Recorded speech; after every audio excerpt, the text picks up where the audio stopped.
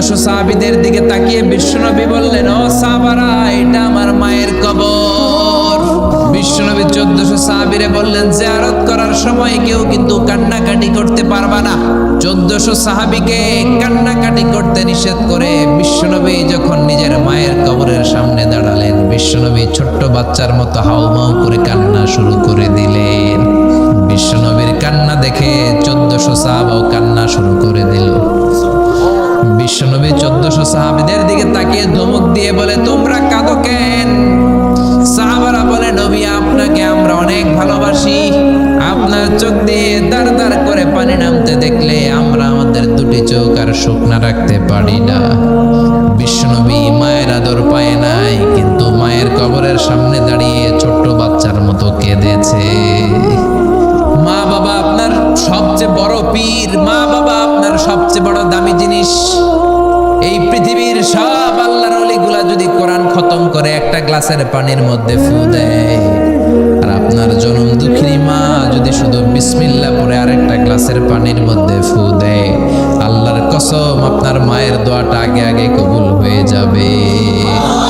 ওগো মা, তুমি এই ধরনের শ্রেষ্ঠ নেয়ামত, তোমারই পদতলে রয়েছে জান্নাত, ঠিক কিনা?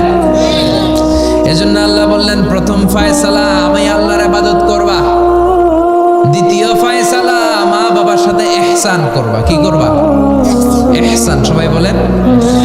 এগুলো কোরআনে বর্ণিত টার্মিনোলজি, মানে পরিভাষা। এগুলো মুখস্থ করবেন। দুনিয়াতে কত পরিভাষা মুখস্থ করছেন, কত জ্যামিতির সূত্র মুখস্থ করেছেন, কত ইংরেজি ভাব সম্প্রসারণ মুখস্থ করেছেন, কিন্তু কোরআনের কথাগুলো মানুষ শুনতে চায় না। মাতা পিতার প্রতি আমরা সবাই আজকে থেকে ইহসান করব। কি করব? আমরা বললাম, আল্লাহ ইহসান কি? ইহসানের ব্যাখ্যা দেন। আল্লাহ নিজেই কোরআনে ইহসানের ব্যাখ্যা দিলেন, ইম্মা ইয়াবলুগান্না ইনদাকাল কিবারা আহাদুহুমা আও কিলাহুমা ফালা তাকুল লাহুমা উফ। ইহসানের ব্যাখ্যা হলো, আল্লাহ বললেন ইহসানের ব্যাখ্যা কি? শোনো শোনো। ইহসানের 5টা ব্যাখ্যা আল্লাহ দিলেন। প্রথম ব্যাখ্যা হলো, মা বাবা যখন বার্ধক্যে উপনীত হয়, মা বাবার বয়স যখন 60 হয়, 70 হয়, তখন তাদের কোনো কর্মকাণ্ডের কারণে ছেলে মেয়ে হিসেবে নাক ছিটকানো যাবে না, শব্দটাও করা যাবে না। কার কথা? মা বাবা আমাদের অনেকেরই বয়স হয়ে গেছে, 60-70 আছে না নাই?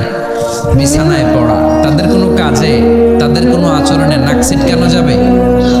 জোরে বলেন। আল্লাহ বলে, খবরদার, নাক ছিটকানো তো দূরের কথা, কি যন্ত্রণা, এই কথাটাও বলা যাবে না, ঠিক কিনা? এর কারণ আমরা যখন ছোট ছিলাম আমরা কম জ্বালাতন করি নাই।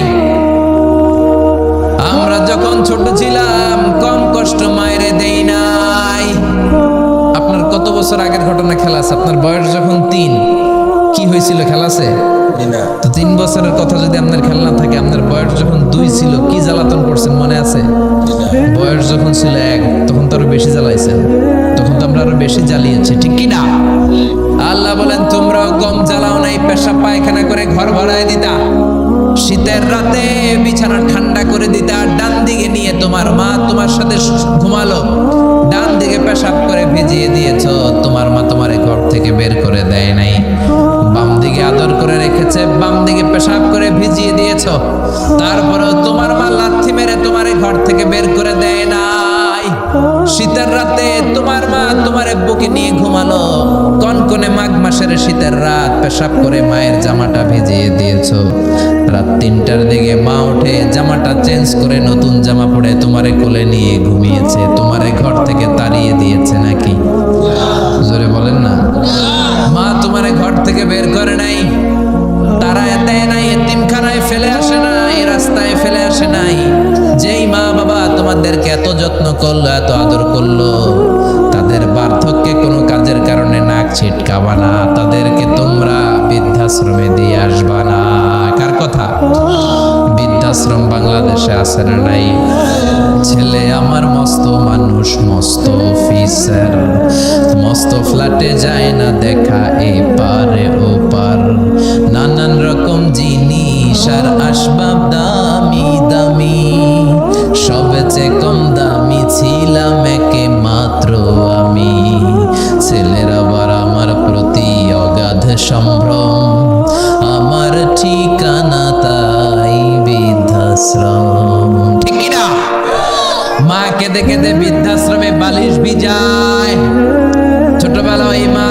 যন্ত্রণা দিলা, কষ্ট দিলা, আজকে মনে নাই?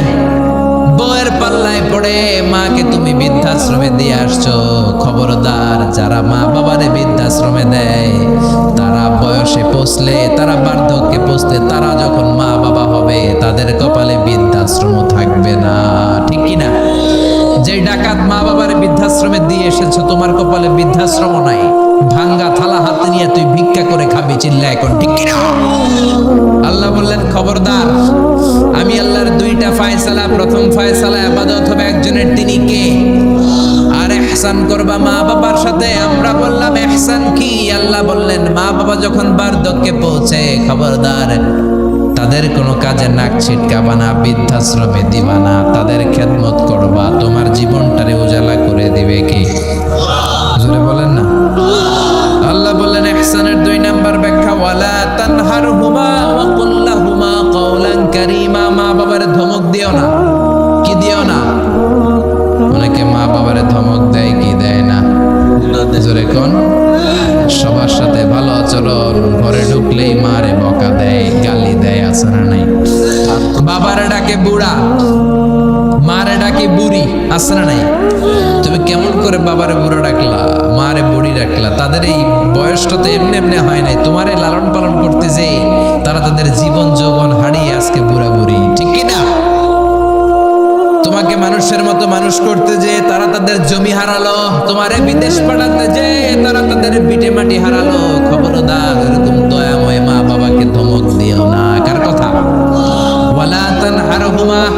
3 নাম্বার ব্যাখ্যা, আল্লাহ বললেন ওয়াকুল লাহুমা কাওলান কারীমা। মা বাবার সাথে কোমল আচরণ করো, মোলায়েম ভাষায় কথা বলো, নরম ভাষায় কথা বলো। কি ভাষায়?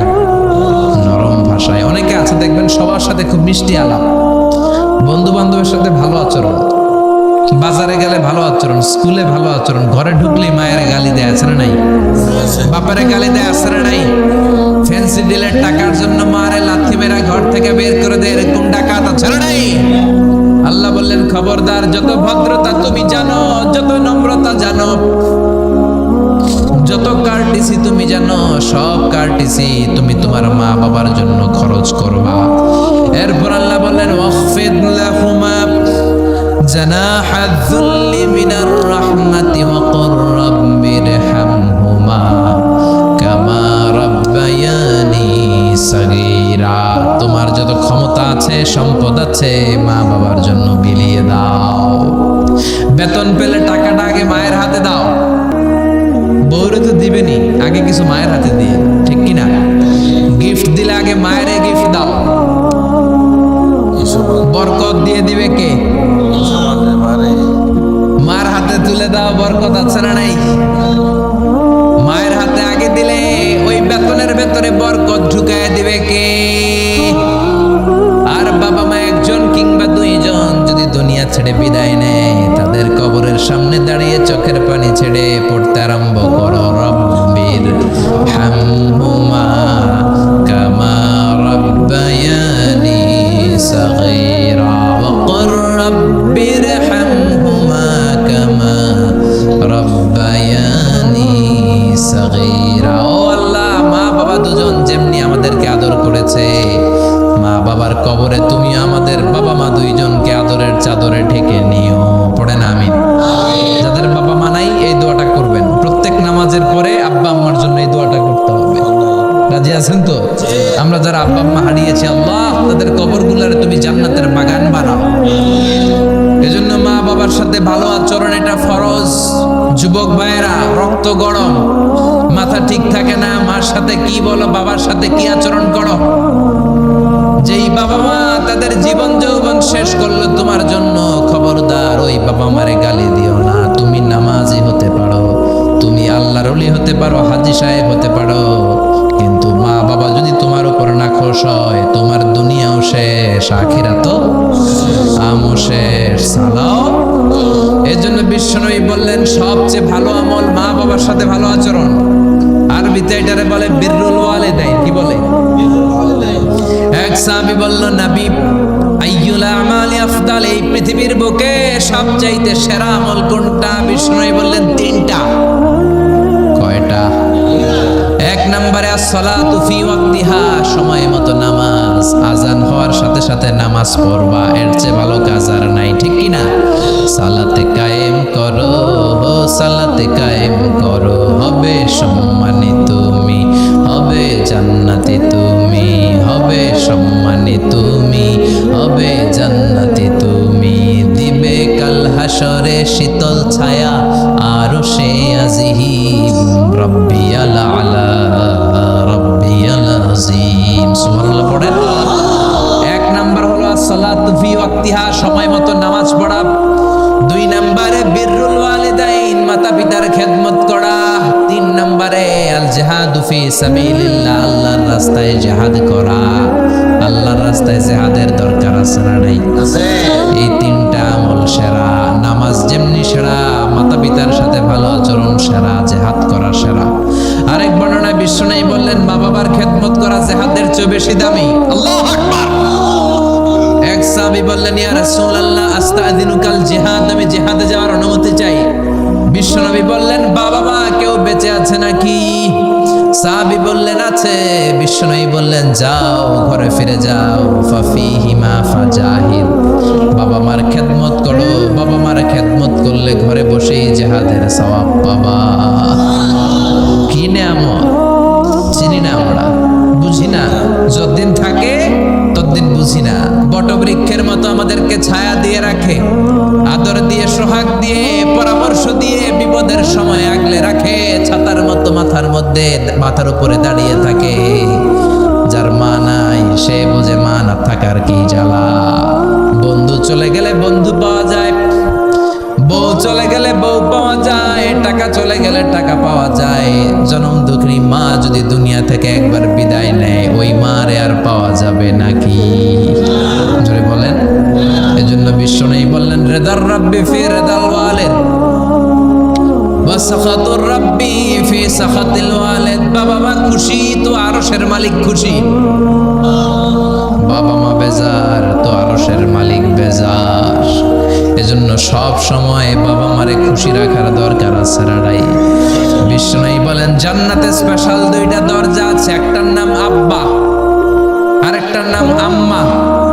একটা দরজার নাম আল আব, আরেকটার নাম আল উম। এই দুইটা দরজা আমাদের ঘরে আছে না নাই? বিশ্বনবী বলেন হুমা জান্নাতুকা ওয়া নারুক, বাবা মাই তোমার জান্নাত, বাবা মাই তোমার জাহান্নাম।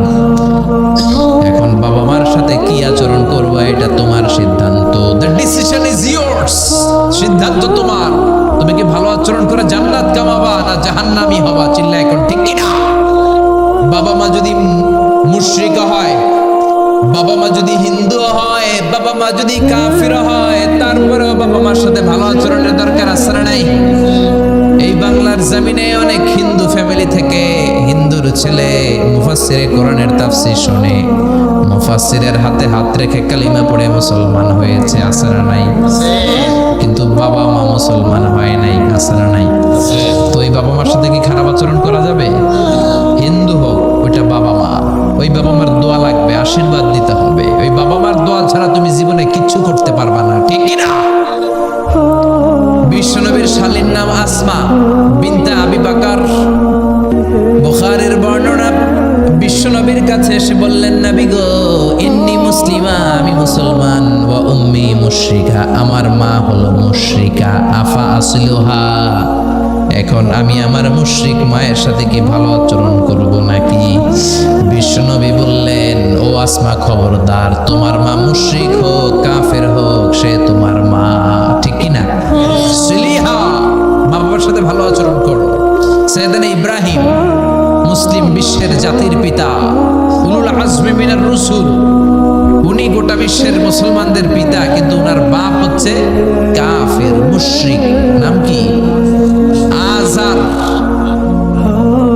আজার ঈমান আনে নাই, কালেমার দাওয়াত গ্রহণ করে নাই, তাই বলে সাইয়েদনা ইব্রাহিম বাবারে গালি দিছে নাকি? মন্দ কথা বলছে? ইয়া আবাতি লিমা তা'বুদু মা লা ইয়াসমা'ু ওয়া লা ইউবসিরু ওয়া লা ইউগনি আনকা শাইআ। বাবারে আদর দিয়ে, সোহাগ দিয়ে, সম্মান দিয়ে বলে বাবা কেন এই মূর্তির পূজা করো? 10টা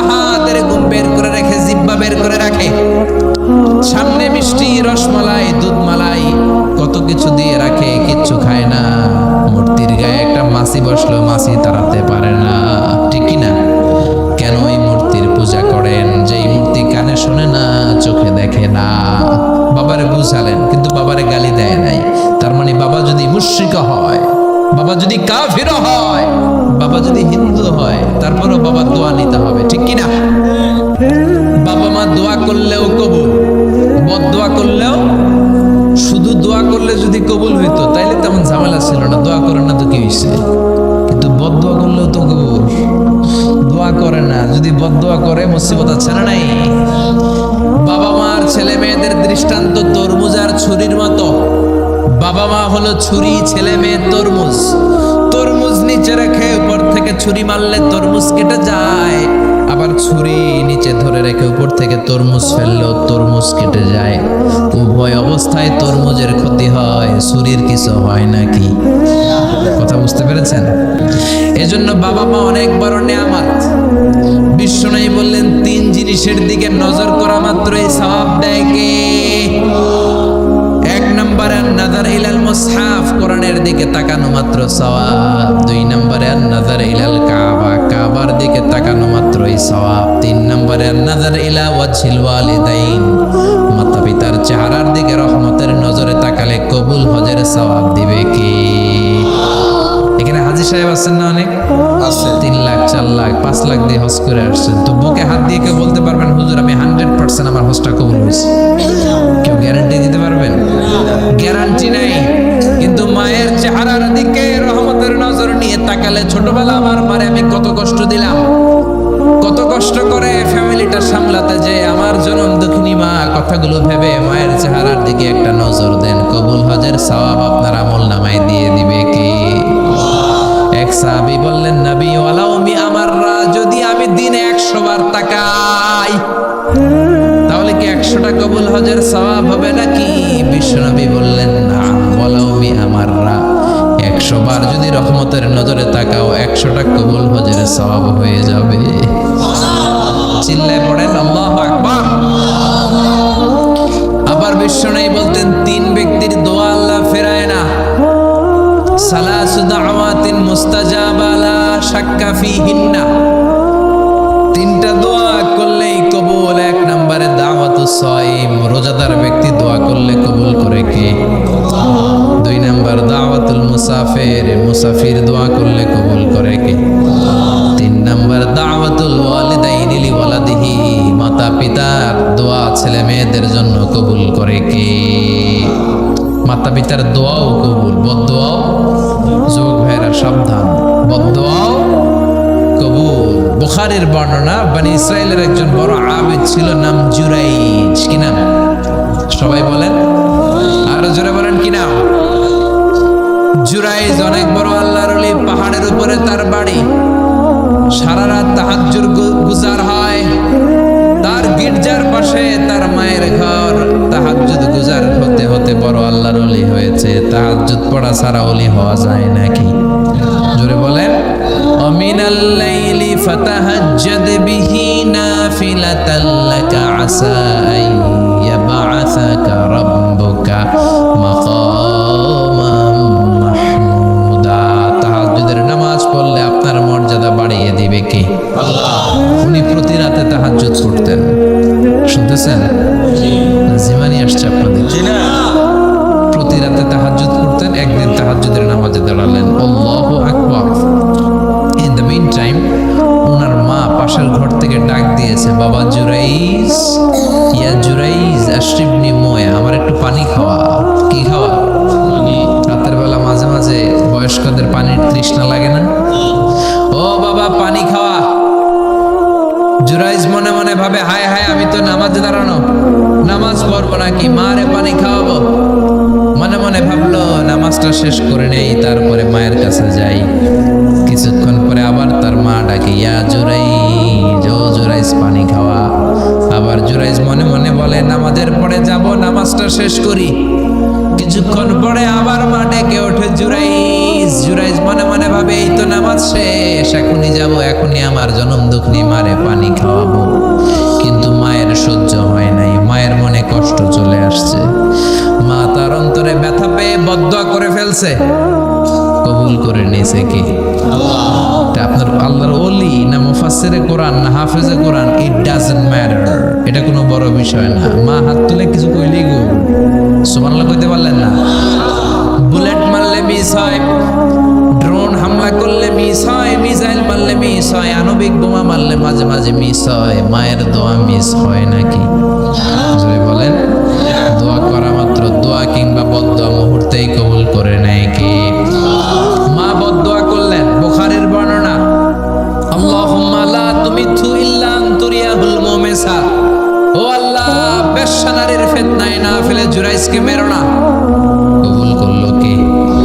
3 দিন পর এক বেশ্যা নারী এসে হাজির, দরজায় নক করতে শুরু করেছে। জুরাইজ দরজা খুলল। খোলার পরে বেশ্যা নারী বলে, দেখো আমি কত সুন্দরী, অনন্যা, সুস্নিগ্ধা, প্রিয়ংবদা, সুহাসিনী, সুকেশিনী, অসূর্যম পশ্যা। কাক পক্ষী টের পাবে না, পৃথিবীর কেউ দেখবে না, চলো আমরা অপকর্মে লিপ্ত হই। জুরাইজ বলে, মাআযাল্লাহ, আমি আল্লাহরে ভয় পাই, আমার এইখান থেকে দূর হয়ে যাও। জুরাইজের কাছে সুবিধা করতে পারে নাই, না পেরে বেশ্যা পাহাড় থেকে নেমে এসে দেখে এক রাখাল সারাদিন ছাগল চড়ানোর পর ক্লান্ত শ্রান্ত হয়ে ঘুমাইতেছে। রাখাল রে উঠায় বলে, দেখো আমি সুন্দরী। রাখালকে পাইছি তোরে। রাখাল রাজি হয়ে গেছে।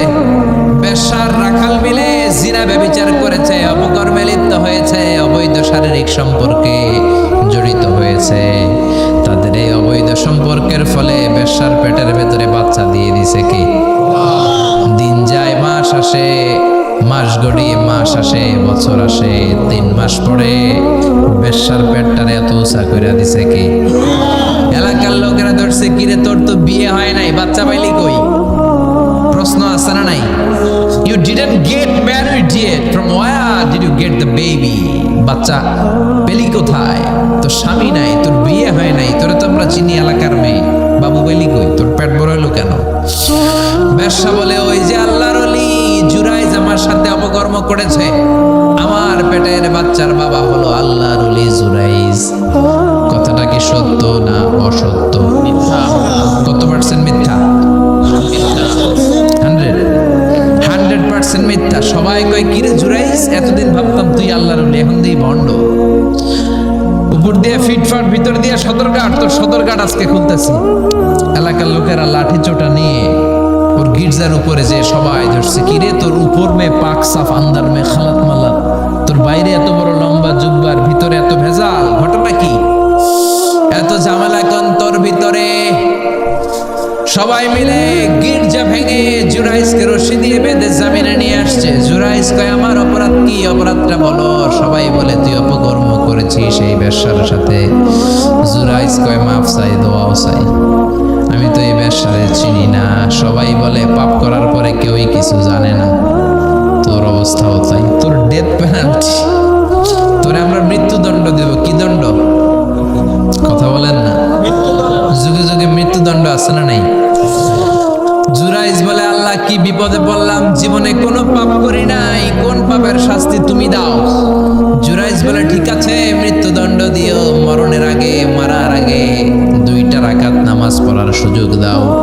জুরাইজ 2 রাকাত নামাজ পড়ে চোখের পানি ছেড়ে দিয়ে আল্লাহর ডেকে বলে, মাবুদ রে, আমি বেশ্যার পেটের বাচ্চারে একটা প্রশ্ন করব, তুমি যদি আল্লাহ এক হও, বেশ্যার পেটের বাচ্চার মুখের জবান খুলে দিবা? পারবে? আল্লাহ পারবে? এত ক্ষমতা আল্লাহ। 3 মাসের বাচ্চা তো এরকম গোশতের টুকরো, এটা তো মানুষই হয় নাই, কথা বলবে কেমনে? এটার মধ্যে জবান খুলে দিতে পারবে? সাইয়েদনা জুরাইজ 2 রাকাত নামাজ পড়ে বেশ্যার ডেকে বলে, ও বেশ্যা, তোর পেটের বাচ্চার বাবাকে? কয়, আন্নে। এবার জুরাইজ বেশ্যার পেটের বাচ্চার দিকে ইঙ্গিত করে ডেকে বলে, ও পেটের বাচ্চা, তোমার রব যদি আল্লাহ হয়, তোমারে আমি প্রশ্ন করব, তুমি সবাইকে জানিয়ে দাও তোমার বাবাকে। কি আজীব তামাশা, সব মানুষকে তাজ্জুব করে। বেশ্যার পেটের ভেতর থেকে ছোট্ট বাচ্চা আওয়াজ করে বলল, আনতা লাস্তা আবি, আপনি আমার বাবা নন। আবি যাকা রাইল গানাম, ওই যে সিপার মধ্যে দাঁড়ায় আছে রাখাল, ওই রাখাল হলো আমার বাবা। চিৎকার করে পড়েন আল্লাহু আকবার। এত বড় আল্লাহর ওলি, সেও মায়ের বদদোয়া থেকে রেহাই পায়, তো আমরা কোথায় আছি?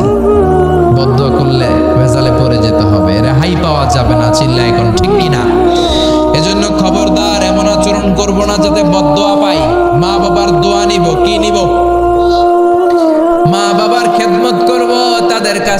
দোয়া নিব, খবরদার মা বাবাকে হাদিয়া দিব। অনেকে মা বাবারে হাদিয়া না দিয়া এদিক সেদিক হাদিয়া দেয়, আছে না নাই? মাজারের উপরে যায় মশারি টাকায়, ওর মায়ের মশাই কামড়ায়, ওর বাপের মশাই কামড়ায়, এরকম ডাকাইত আছে না নাই? এজন্য আল্লাহ বললেন খবরদার বিল ওয়ালিদাইনি ইহসানা, মাতা পিতার খেদমত করবা, মাতা পিতার সাথে ইহসান করবা, তাদের কাছ থেকে দোয়া নিবা। কারণ মা বাবা তোমাদের জন্য যে কষ্ট সহ্য করেছে, সারা জীবন খেদমত করলেও সুদ আদায় হবে। আল্লাহ বললেন খবরদার, 3 কারণে মায়ের মর্যাদা বেশি। আবার বিশ্ব নবীও বললেন বাবার চেয়ে মায়ের মর্যাদা বেশি। এক হাদিসে বললেন 3 গুণ, আর এক হাদিসে বললেন 4 গুণ। সাহাবী বললেন কার সাথে ভালো আচরণ করব?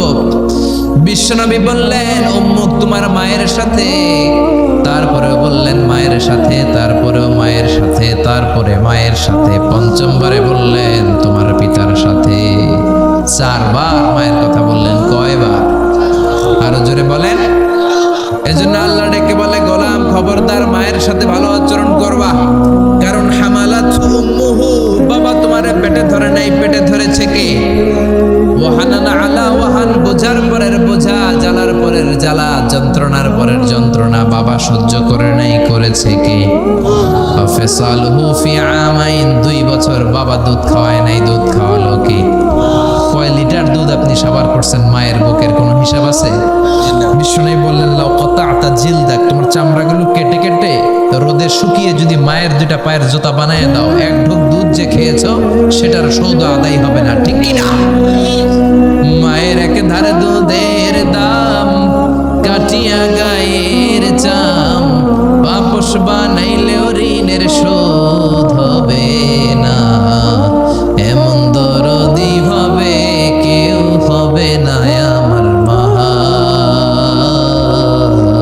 গো, ঠিক কি না? 10 মাস 10 দিন কষ্ট দিলাম। একটা মা তার বাচ্চাকে জমিনে আনতে যে, জমিনের আলো দেখাতে যে কত কষ্ট করে, শুনেন। চিকিৎসা বিজ্ঞানীরা বলে সুস্থ মানুষ 45 ইউনিট ব্যথা সহ্য করতে পারে, এর বেশি পারে না। কত ইউনিট? 45 ইউনিট। এর বেশি যদি ব্যথা পায় কেউ, হয় মরে যাবে নয় বেহুশ। আমার আর আপনার মা আমাকে আর আপনাকে জন্ম দিতে যে 57 ইউনিট ব্যথা সহ্য করেছিল ডেলিভারির দিন। 57 ইউনিট, 57 ইউনিট প্লাস, তার চেয়েও বেশি। যেটা কোনো অ্যাক্সিডেন্টে আপনার দেহের 20টা হাড্ডি একসাথে ভেঙে গেলে যত ব্যথা, এর চেয়েও বেশি ব্যথা। সুবহানাল্লাহ কইতে পারলেন না? এজন্য আল্লাহ বললেন খবরদার মা বাবার সাথে খারাপ আচরণ করো না।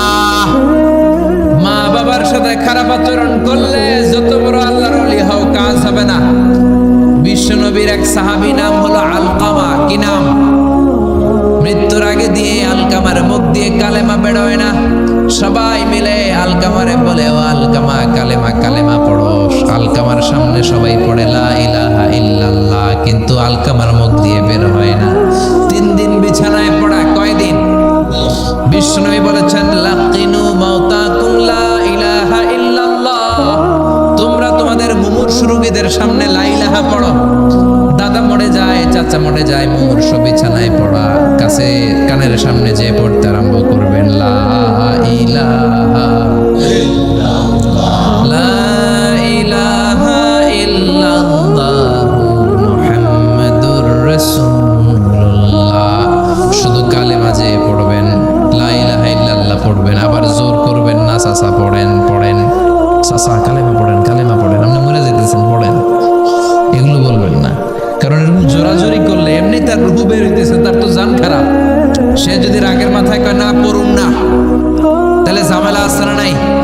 শুধু কানের সামনে যে মোলায়েম কণ্ঠে পড়তে আরম্ভ করবেন লা ইলাহা ইল্লাল্লাহ, লা ইলাহা ইল্লাল্লাহ, তাতেই সে বুঝে যাবে, ঠিক কি না? বিশ্বনবীর সাহাবা আলকামার মুখ দিয়ে কালেমা বেরোয় না। বিশ্বনবী সুহাইবকে পাঠালেন, বেলালকে পাঠালেন, 2 জন যে আলকামার কানের সামনে কালেমা পড়ে, কিন্তু কালেমা বেরোয় না। বিশ্বনবী আলকামার বউরে ডেকে পাঠালেন, ও আলকামার বউ, আলকামা কেমন ছিল? আলকামার বিবি বলে খুব নামাজি ছিল নবী, জিকির করতো, তাহাজ্জুদ মিস হতো না। আলকামার বাবা মা 2 জনের কেউ বেঁচে আছে নাকি? আছে, মা আছে।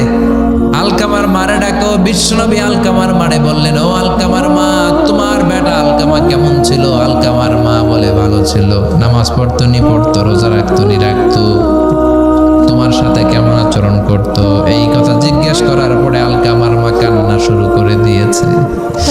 ডেকে বলে, ও নবী, আমার কথা শুনতো না, বউ পাগলা ছিল, নামাজ রোজা ঠিকই ছিল, কিন্তু আমার কথার গুরুত্ব দিত না, অনেক কষ্ট দিছে আমারে, আজ আমার মনে ব্যথা।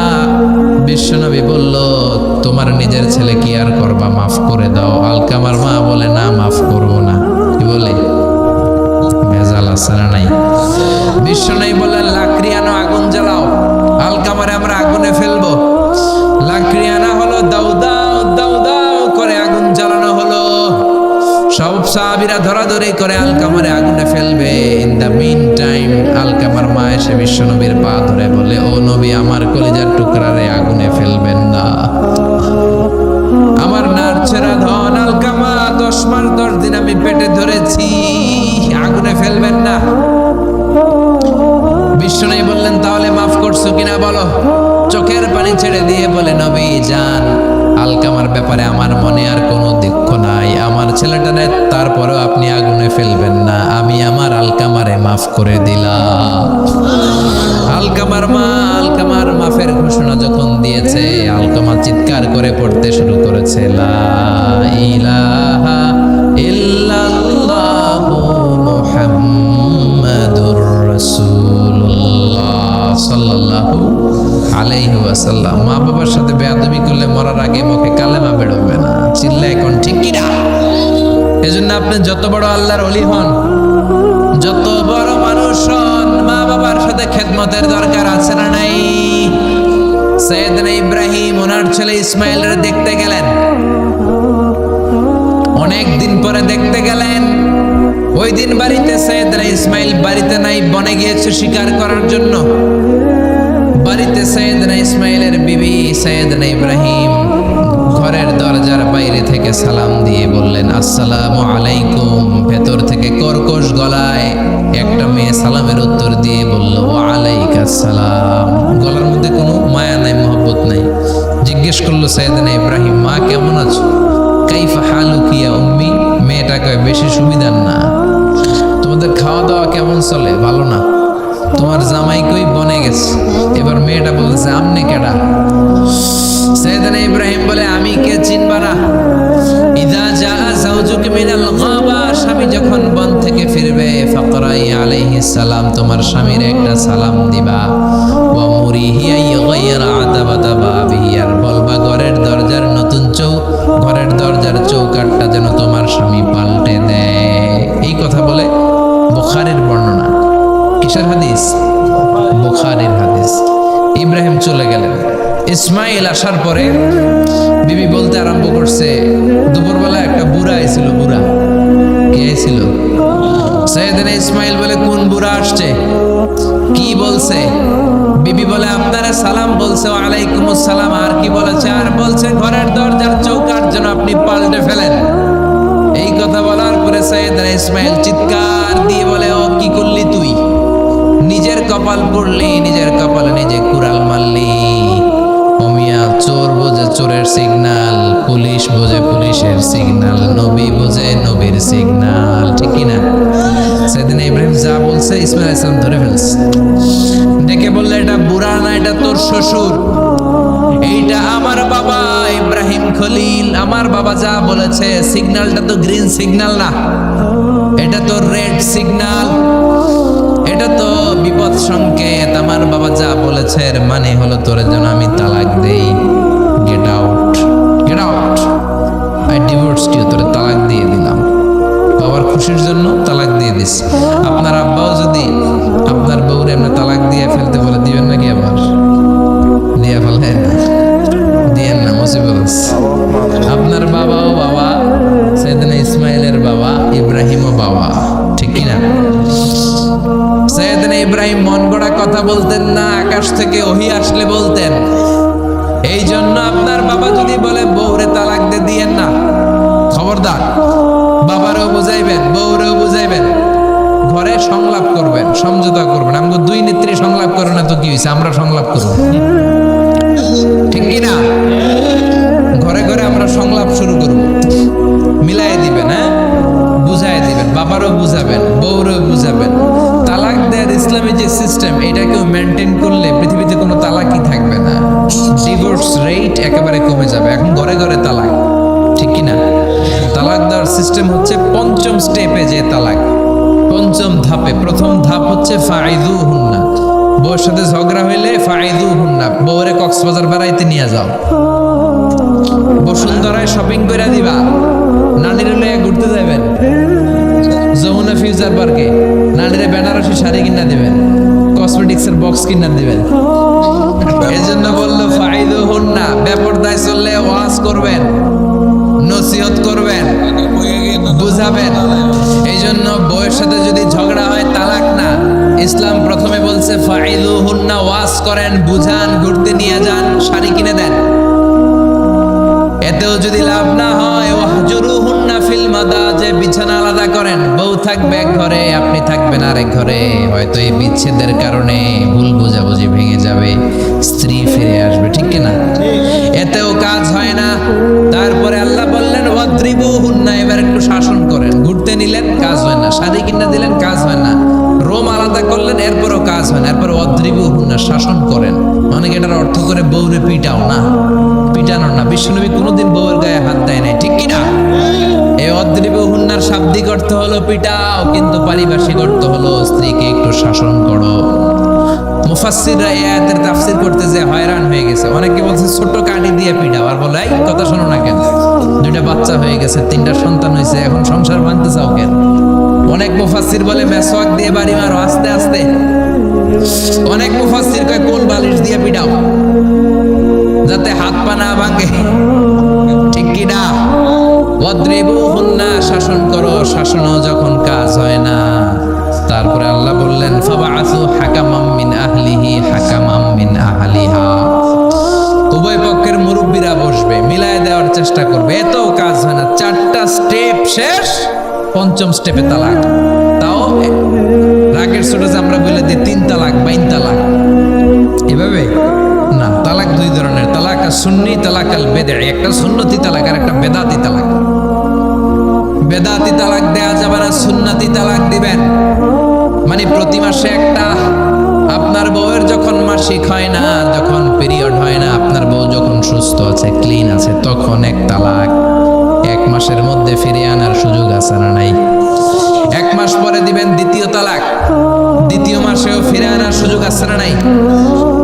ঘরে রাখবেন, হয়তো বিবিরে দেখে আপনার মনে ভালোবাসা জমবে, বিবির মন নরম হয়ে যাবে, বিবিকে ফিরে আনা যাবে। তৃতীয় মাসে 3 তালাক যখন দিবেন, আর ফিরে আনার সুযোগ নাই। এটাকে বলে আত-তালাক আল বাইন আল বাইনুনা, এরপরে আর ফিরে আনার সুযোগ নাই। এই প্রসিডিউর গুলো যদি মেনটেন করেন, তালাক হবে? তালাক হওয়ার সুযোগ আছে? এজন্য এগুলো মেনটেন করে তালাক দিবেন, ডিভোর্স রেট কমে যাবে। ওমরে ফারুকের জামানায় এক লোক তার স্ত্রীকে 100 তালাক দিছে। কয় তালাক? এরকম ডাকাত বাংলাদেশও আছে না নাই? 100 তালাক দিছে। এখন ওয়াইফ যে ওমরে ফারুককে বিচার দিছে, ওমরে ফারুক বলল তোমার হাজবেন্ডকে ডেকে আন। ডেকে আনা হলো, কিরে কয় তালাক দিছস? কয় 100 তালাক। দিবি 3 তালাক, 100 তালাক দিছস কেন? কয় মেজাজ গরম আছিল। ওমরে ফারুক বলে ঠিক আছে, বিচার হলো 3 তালাকে তোর বউ তালাক, বাকি 97 তালাক এখন তোর পিঠে পড়বে। সুবহানাল্লাহ পড়েন। এরকম যদি মাইট দেওয়া যেত জায়গা মতো, সব তালাক বন্ধ হয়ে যেত। চিল্লায় বলেন ঠিক কি না? এজন্য আপনার বাবা যদি বলে ও বাবা তোর বউরে তালাক দে, তালাক দিবেন না, বুঝাবেন। বাবারেও বুঝান, বউরেও বুঝান, বরকত দিবে কি? সাইয়েদনা ইব্রাহিম বললেন ঘরের দরজার চৌকাঠ পাল্টে ফেলবো। মনে আছে ঘটনা? না ভুলে গেছেন বোধহয়। তালাক দিয়ে দিলেন বিবিকে। নতুন সংসার শুরু হলো, আরেকটা বংশীয় নেককার মেয়েকে বিয়ে করলেন। 3 বছর পর সাইয়েদনা ইব্রাহিম আবার বেড়াতে আসলেন। আজকেও সাইয়েদনা ইসমাইল বাসায় নাই। সাইয়েদনা ইব্রাহিম সালাম দিলেন, আসসালামু আলাইকুম। এবার জাদুমাখা কণ্ঠে, কুকিল কণ্ঠে, মোলায়েম কণ্ঠে একটা মেয়ে ঘরের ভেতর থেকে বলে ওয়ালাইকুম আসসালাম। ওয়ালাইকুম আসসালাম। সাইয়েদনা ইব্রাহিম বললেন কাইফা হালুকি ইয়া উম্মি, মা কেমন আছো বলো। আলহামদুলিল্লাহি আলা কুল্লি হাল, সব অবস্থায় আলহামদুলিল্লাহ। সুবহানাল্লাহ পড়েন। সংসার কেমন চলে? কয় খুব ভালো। খাওয়া দাওয়ার অবস্থা কি? কয় আরো ভালো। এবার মেয়েটা বলে, কে আপনি? এই মরুভূমির মাঝখানে রৌদ্রের মধ্যে দাঁড়িয়ে দাঁড়িয়ে কথা বলেন, কেউ তো কোনোদিন আমাদের খোঁজ নিতে আসে না, কে আপনি? ঘরে আসেন। সৈয়দনা ইব্রাহিম বলে, না, আমার পরিচয় দিব না, ঘরেও আসবো না। মেয়েটা বলে, আপনি যদি ঘরে না আসেন আমি কিন্তু রাগ করব। সুবহানাল্লাহ কোন। জোর করে ঘরে নিলেন, শরবত খাওয়ালেন, খেজুর খাওয়ালেন, রুটি খাওয়ালেন, মাংস খাওয়ালেন। সৈয়দনা ইব্রাহিম চোখের পানি ছেড়ে দোয়া করলেন, ও মিয়া, এটাও মাইয়া, আগেরটাও। আহা, বেশ কম আসরা নাই। সৈয়দনা ইব্রাহিম মাথায় হাত বুলিয়ে দিয়ে দোয়া করলেন আর বললেন, ইদা জা যাওজুক মিনাল গাবা, তোমার স্বামী যখন বন থেকে ফিরে আসবে, ফাকরাই আলাইহিস সালাম, তোমার স্বামীর একটা সালাম দিবা। ওয়া মুরিহি আইয়ুসবিতা আতাবাতা বাবিহি, আর বলবা ঘরের দরজার নতুন চৌকাঠ যেন জীবনেও না পাল্টায়। চলে গেলেন। ইসমাইল আসলেন। বিবি বলল, নুরানি চেহারার এক আল্লাহর ওলির মতো মুরব্বী লোক আসছিল। মুরব্বী আসছে শুনে ইসমাইল তো ভয় পেয়ে গেলেন। কিরে, আগে তো একটা ঘটনা ঘটছে, ঠিক কিনা? কেমন আচরণ করেছিস বল। বিবি বলে, আপনি ভয় পাবেন না, আমি খুব ভালো আচরণ করেছি, আপ্যায়ন করেছি। তিনিও খুশি হয়ে আমার মাথায় হাত বুলিয়ে দোয়া করে দিয়েছেন আর বলেছেন, ঘরের দরজার নতুন চৌকাঠ যেন জীবনেও আপনি না পাল্টান। সুবহানাল্লাহ। সৈয়দনা ইসমাইল বিবিকে জড়িয়ে ধরলেন। বিবিকে জড়িয়ে ধরে বললেন, ও বিবি, তুই তো পরীক্ষায় গোল্ডেন এ প্লাস। কি এ প্লাস? যেই মুরব্বী লোকটা এসেছিল সাধারণ কোনো মানুষ নয়, তোমার শ্বশুর আমার বাবা ইব্রাহিম খলিল। আমার বাবা যেই কথা বলে গিয়েছেন, যে ইঙ্গিত দিয়েছেন, এটা তো গ্রিন সিগন্যাল। আমার বাবা বলেছেন, তোমার যেন কোনোদিন তালাক না দেই, তোমার যেন ছেড়ে না দেই। এই যে তোমার হাতটা দুনিয়ার বুকে ধরলাম, জান্নাতে যেন তোমার হাত ধরেই দুজনে জান্নাতে ঢুকে যায়। এজন্য বাবা মায়ের দোয়ার দরকার আছে না নাই? মায়ের দোয়ার চেয়ে বড় দোয়া আছে নাকি? জোরে বলেন। সাইয়েদনা মুসা আলাইহিস সালাম আল্লাহরে বললেন, আল্লাহ, মাইয়াকুনু জালিসি ইয়াউমাল কিয়ামা, কিয়ামতের দিন আমার সাথী কে হবে? আল্লাহ বললেন, সাহিবুকা ফিল জান্নাতি জাজ্জার, কিয়ামতের দিন তোমার সাথী হবে একজন কসাই। কে হবে? জোরে বলেন না। সাইয়েদনা মুসা আলাইহিস সালাম একটু ফেড়া বলেন, কিরে, কসাই কেন আমার সাথী হবে? আমি নবী মানুষ, নবী হবে আমার সাথী, আল্লাহর ওলিরা হবে আমার সাথী, কেন কসাই হবে আমার সাথী? রব্বুল আলামিন বললেন, মুসা, যাও নিজেই যে দেখে আসো কেন কসাই হবে তোমার সাথী। সাইয়েদনা মুসা আলাইহিস সালাম কসাইয়ের দোকানে গেলেন। যে দেখে না কসাইয়ের স্পেশাল কোনো আমল নাই, খালি গোশত কাটে। কি কাটে? সারাদিন গোশত কাটার পরে বিকেলবেলা বড় একটা গোশতের টুকরা নিয়ে প্যাকেট করে বাড়ির দিকে রওনা হয়। সাইয়েদনা মুসা আলাইহিস সালাম তিনিও কসাইয়ের পেছনে পেছনে ছদ্মবেশে রওনা হয়ে যায়। কসাই বাড়িতে ঢোকার পরে সাইয়েদনা মুসা আলাইহিস সালাম দরজায় নক করতে লাগলেন। কসাই দরজা খুলে দিতে লাগলো। সাইয়েদনা মুসা আলাইহিস সালাম পরিচয় গোপন করে বলে, আমি একজন মুসাফির, আজকে রাতে ও কসাই ভাই আপনার বাড়িতে থাকতে চাই। কসাই বলে, আহলান সাহলান, আসেন, এই ঘরের মধ্যে বসেন। পাশের ঘরে আমার একটু কাজ আছে। পাশের ঘরে যে কসাই মাচার উপর থেকে বৃদ্ধা একটা নারীকে নামিয়ে নিজ হাতে গোসল করে টাওয়াল দিয়ে গা মুছে গোশত রান্না করে রুটি বানিয়ে রুটি আর গোশত এই বৃদ্ধা মহিলার মুখের মধ্যে তুলে দেয়। মহিলাটা তৃপ্তি সহকারে খাওয়ার পরে হাত দুইটা উপরের দিকে তুলে আঁচলটা পেতে আল্লাহরে ডেকে বলে, আল্লাহ, আমার ছেলের উপর আমি সন্তুষ্ট, এই বলে বিড়বিড় করে কি যেন দোয়া করে দেয়।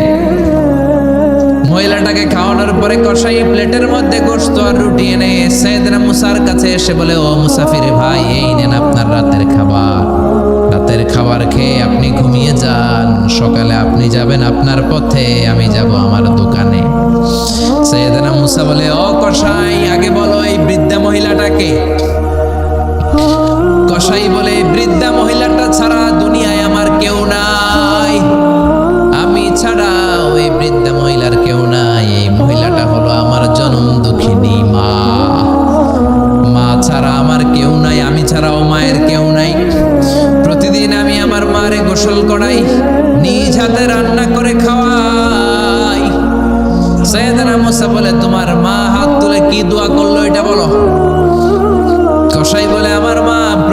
আল্লাহতে খুশি হয়ে একটা পাগলা দোয়া করে, গত কয়েক বছর ধরে এই দোয়াটা করছে, অনেক বছরের দোয়া। আমি জানি কোনোদিন এই দোয়াটা কবুল হবে না।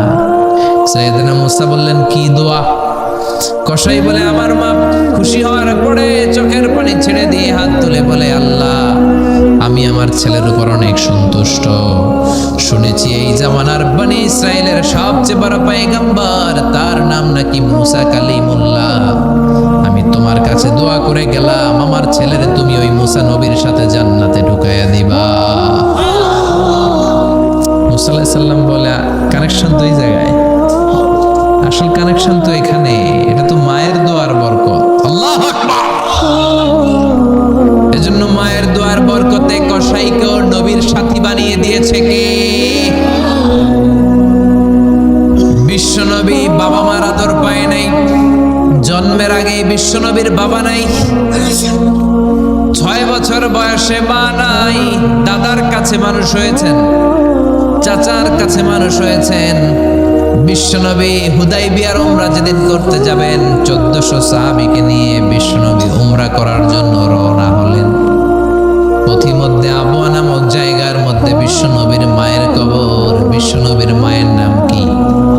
তোরা দেখে যা আমিনা মায়ের কোলে, মধু পূর্ণিমারি সেথা চাঁদ দোলে। তোরা দেখে যা আমিনা মায়ের কোলে। ঠিক কিনা? মায়ের কবর বলল সামনে, জায়গার নাম আবওয়া, ছোট্ট একটা টিলা। 1400 সাহাবীদের দিকে তাকিয়ে বিশ্বনবী বললেন, ও সাহাবারা, এটা আমার মায়ের কবর। আমি আল্লাহর কাছ থেকে অনুমতি পেয়েছি মায়ের কবর জিয়ারত করার। তোমরা যারা জিয়ারত করতে চাও আসো। 1400 সাহাবী বলে, আমরাও আপনার মায়ের কবর জিয়ারত করব। বিশ্বনবী 1400 সাহাবীরে বললেন, জিয়ারত করার সময় কেউ কিন্তু কান্নাকাটি করতে পারবা না। 1400 সাহাবীকে কান্নাকাটি করতে নিষেধ করে বিশ্বনবী যখন নিজের মায়ের কবরের সামনে দাঁড়ালেন, বিশ্বনবী ছোট্ট বাচ্চার মতো হাউমাউ করে কান্না শুরু করে দিলেন। বিশ্বনবীর কান্না দেখে 1400 সাহাবাও কান্না শুরু করে দিল। বিশ্বনবী 1400 সাহাবীদের দিকে তাকিয়ে ধমক দিয়ে বলে, তোমরা কাঁদো কেন? সাহাবারা বলে, নবী আপনাকে আমরা অনেক ভালোবাসি, আপনারে কাঁদতে দেখলে আমাদেরও কান্না আসে। আপনার চোখ দিয়ে দাঁড় দাঁড় করে পানি নামতে দেখলে আমরা আমাদের দুটি চোখ আর শুকনা রাখতে পারি না। বিশ্বনবী বললেন, আদ্রাকাতনি রাহমাতুহা ফাবাকাইতু। আমার ছোটবেলার স্মৃতি মনে পড়েছে, আমার মা যে আমারে আদর করেছে ওই স্মৃতিগুলো আমার মনে পড়েছে। আমার মা আমেনা আমারে জাইতুনের তেল মালিশ করে দিত গায়ে, আমার মা আমেনা আমারে জামা পরিয়ে দিত, কোলে নিত, আদর করত, চুমু খেত। ওই স্মৃতিগুলো আমার মনে পড়েছে, তাই আমি কাঁদি। তোমরা কাঁদো কেন? বিশ্বনবী মায়ের আদর পায় নাই, কিন্তু মায়ের কবরের সামনে দাঁড়িয়ে ছোট্ট বাচ্চার মতো কেঁদেছে। এজন্য মায়ের দোয়ার দরকার আছে না নাই? বিশ্বনবী কানা ইউকাসিমুল আহমান ফিল জিআররানা, জিআররানা নামক জায়গার মধ্যে বিশ্বনবী কুরবানির গোশত বিতরণ করছেন। কিসের গোশত? বাংলাদেশে কুরবানির গোশত বিতরণ হয় কি হয় না? জোরে বলেন। বিশাল লম্বা লাইন। বিশ্বনবী লাইনের মধ্যখান থেকে বৃদ্ধা একটা নারীকে আলাদা করে নিয়ে আসলেন। বিশ্বনবী নিজের গায়ের চাদরটা বিছিয়ে দিলেন, মহিলাটারে বসালেন, বড় একটা গোশতের টুকরা দিলেন, প্যাকেট দিলেন। বৃদ্ধা মহিলাটাও বিশ্বনবীর মাথার মধ্যে হাত বুলিয়ে দিয়ে দোয়া করে গেল। সাহাবীরা বললেন, ইয়া রাসূলুল্লাহ, ইয়া হাবিবাল্লাহ, হাজার হাজার মানুষ, কাউকে তো লাইন থেকে আলাদা করলেন না, কে এই বৃদ্ধা মহিলা? কেন এই মহিলারে নিজের চাদরের উপরে বসতে দিলেন? বিশ্বনবী বললেন, জন্মের আগে আমি বাবা হারালাম, 6 বছর বয়সে মাকে হারিয়েছি, মায়ের বুকের দুধ আমি খেতে পারি নাই। যেই মহিলাটারে আমার চাদরের উপর বসতে দিলাম, এই মহিলাটা হলো আমার দুধ মা হালিমা, বনু সাদ গোত্রের হালিমা। এই হালিমার বুকের দুধ খেয়ে আজকে আমি তরতাজা নবী মুহাম্মদ। চিল্লায় কোন আল্লাহু আকবার। এজন্য মা বাবার দোয়ার দরকার আছে না নাই? কখনো বেয়াদবি করা যাবে না, গরম আওয়াজে কথা বলা যাবে না, উচ্চবাচ্য করা যাবে না, কোমল আচরণ করতে হবে, মা বাবার দোয়া নিতে হবে।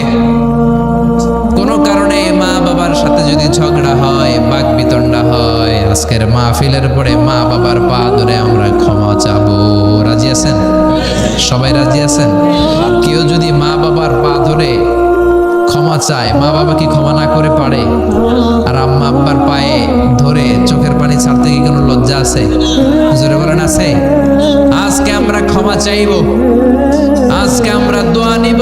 মা বাবার দোয়া সবচেয়ে বড় দোয়া। মায়ের দোয়া থাকলে ওই ব্যক্তি কখনো ব্যর্থ হয় না। মায়ের দোয়া, আল্লাহর রহমত, এই দুইটা জিনিস যদি কারো জীবনে থাকে, সফলতা তার হাতে ধরা দিবে, ঠিক কি না? এজন্য আল্লাহ বললেন আমার স্পেশাল ফয়সালা দুইটা। কয়টা? ওয়াকাদা রাব্বুকা আল্লা তা'বুদু ইল্লা ইয়্যা ওয়া বিল ওয়ালিদাইনি ইহসানা। প্রথম ফয়সালা ইবাদত হবে একজনের, তিনি কি? আল্লাহ ছাড়া অন্য কারো জিকির করা যাবে? আল্লাহ ছাড়া অন্য কারো কাছে চাওয়া যাবে? আল্লাহ ছাড়া কোনো মাজারে যে সেজদা দেয়া যাবে? দ্বিতীয় ফয়সালা হলো মাতা পিতার খেদমত করতে হবে। আমরা যতটুকু পারি মা বাবার জন্য অর্থ ব্যয় করব।